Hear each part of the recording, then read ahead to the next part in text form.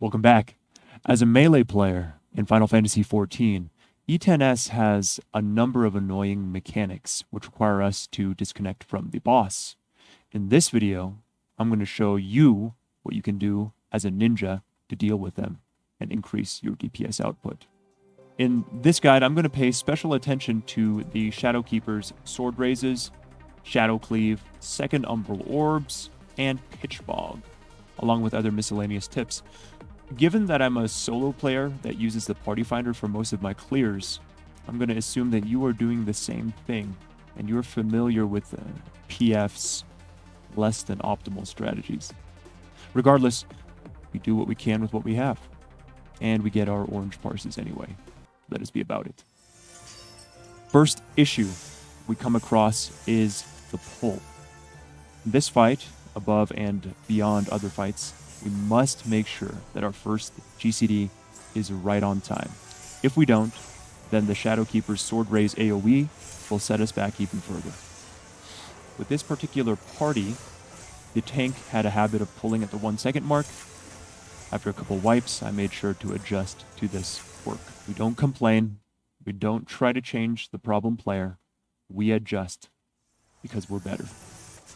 Second issue is the boss's Sword Raise AoE. For this, we save the Raiton in our opener. It doesn't hit within trick attack anyway, and it doesn't overcap our Mudra, so we use it for this disconnection. At base skill speed, with the current best in slot gear, we can fit in one last spinning edge before disconnecting from the boss. Then, as we reapproach, we use the Raiton that we preserved. Later on in the fight, when she does it a second and third time, we also use a Mudra for the disconnect.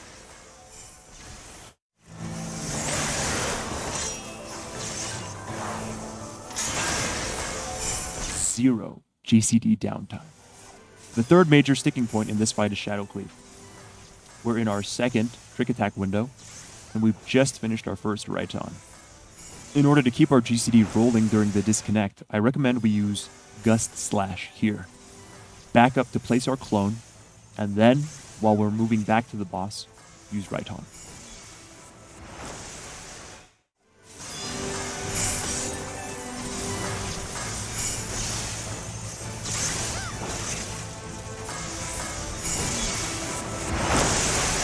Fourth, for the second Umbral Orbs plus safe wall mechanic, we have time to get off one last Gust Slash before disconnecting from the boss with Shukuchi. We then can cast a Suiton as we run back to the boss to avoid stalling out our GCD.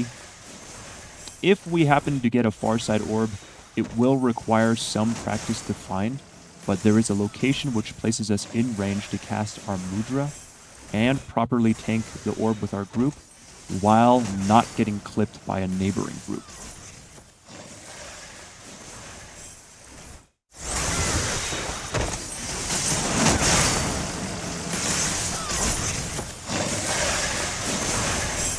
Again, zero GCD downtime. If instead you want to play it safe, you can disconnect after spinning edge rather than Gust Slash, cast Suiton while on the wall, and then cast Raiton as you're running back to the boss. Raiton that would have been in trick attack. Again, I trust you to make the right decision, the optimal decision. Finally, for Pitch Bogs, since most of the PFs run the suboptimal JP strat, we are stuck disconnecting from the boss. It's no big deal though, since a simple Raiton will fill the gap. You can, however, drop your Pitch Bog in a cardinal direction in melee range around the boss, forcing the other players to play around it.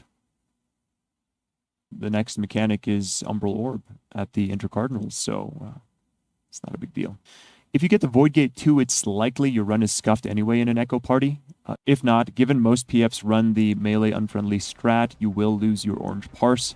That being said, keep trying, be consistent, and you'll get your run.